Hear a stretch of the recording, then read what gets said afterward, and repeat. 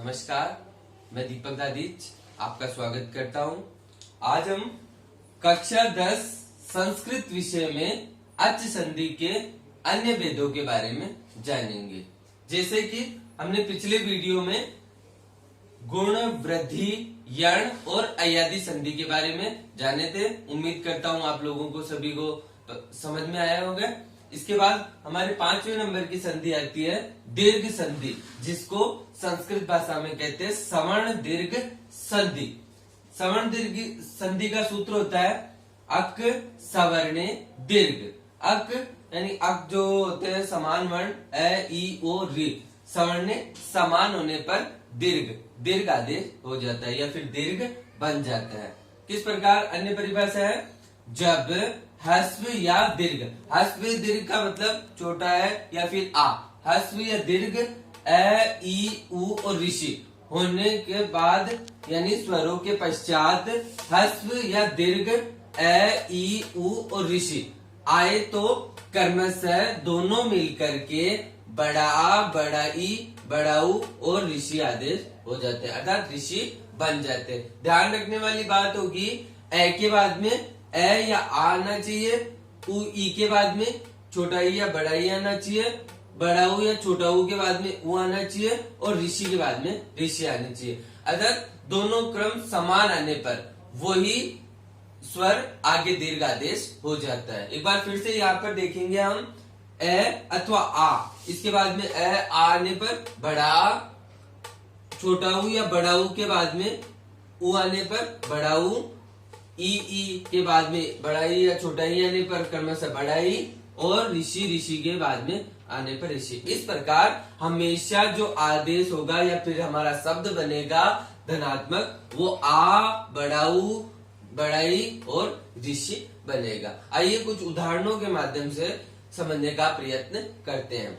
सबसे पहले दैत्य, धन, अरि, यहाँ पर ए और यहाँ पर ए, दोनों ए और ए मिलकर के बन गया आ, तो हमारा शब्द बन गया दैत्या री।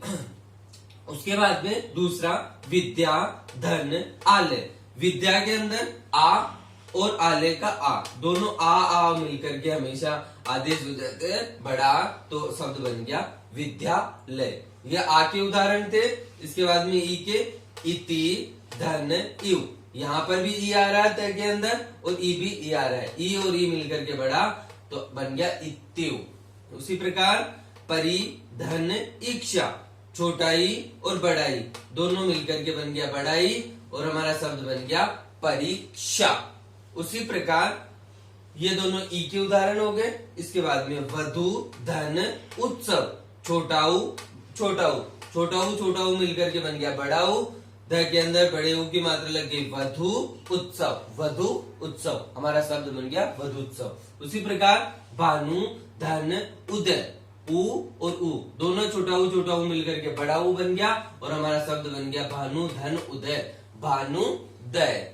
उसी प्रकार होत्रु, धन, ऋकार, रे और रे, ऋषि मिलकर के बन गया होत्रुकार, ये बड़ा रे होता है। उसी प्रकार कर्तृ, धन, ऋणी, यहाँ पे ऋषि वाला है और रे आ रहा है, दोनों मिलकर के बन गया कर्तृणी। सामान्यतः परीक्षाओं में इनमें से पूछे जाते हैं और उम्मीद करूंगा आपको ये सवर्ण दीर्घ संधि समझ में आई होगी। इसके बाद में हम हमारी 6ठे नंबर की संधि पूर्व रूप संधि पढ़ेंगे। पूर्व रूप संधि जिसका सूत्र होता है एंग पदांता दति, एंग पदांता दति, जिसका 3 नियम हमें ध्यान रखने पड़ते हैं और सबसे आसान संधि में इसे मानता हूं। सबसे आसान संधि क्यों मानता हूं, आइए देखते हैं। पूर्व रूप संधि को अयादि का अपवाद भी कहा जाता है। जो हमने अयादि ऐ, आय, औ, आव ये पढ़ी थी, उसका अपवाद इसे कहते हैं।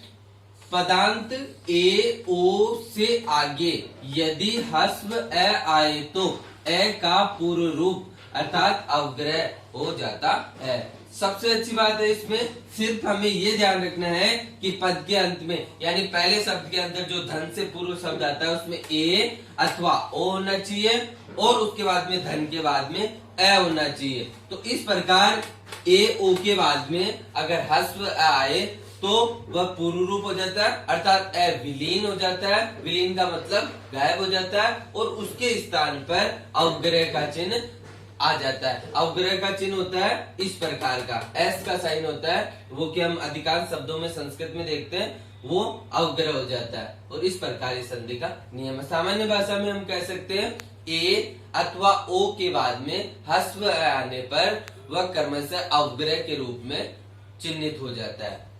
आइए कुछ उदाहरणों के माध्यम से समझने का प्रयत्न करते हैं। गोपालो धन अहम, ध्यान दीजिएगा ओ के बाद में यहाँ पर ह्रस्व अ आया तो इस तरीके से अ का अवग्रह के रूप में प्रयुक्त हो गया। गोपालो ऐसे का ऐसे ही था, उसके बाद अ को हमने अवग्रह के रूप में अहम हो गया, गोपालो अहम। आगे अंते धन अपि, यहाँ पे ए आ रहा है, अंत ए अंते और धन अपि, यहाँ पे ए को अवग्रह के रूप में होगा और सेम टू सेम ऐसे का ऐसा ये शब्द यहाँ पर उतर जाएगा, अंते अपि, कुछ भी परिवर्तन नहीं। उसी तरीके से हरे धन अव, यहाँ पर ए को सिर्फ अवग्रह करेंगे क्योंकि पूर्व में के अंदर ए आ रहा है, तो हरे अव बन जाएगा हमारे शब्द हरे अव। उसी तरीके से विष्णु धन अत्र, यहाँ पर ओ यहाँ पर ए, ओ के बाद में ए आने के कारण विष्णु हत्र। उसी प्रकार को धन अपि, यहाँ पर ओ के बाद में ए आने पर ये बन जाएगा को अपि। को अपि का मतलब होता है भी। इस प्रकार हमने पूर्ववत संधि, और मैं आप सभी से उम्मीद करता हूँ कि आपको संधि आसानी से समझ में आ गई होगी। इसी के साथ अनुमति चाहता हूँ। जय हिंद, जय भारत, नमस्कार।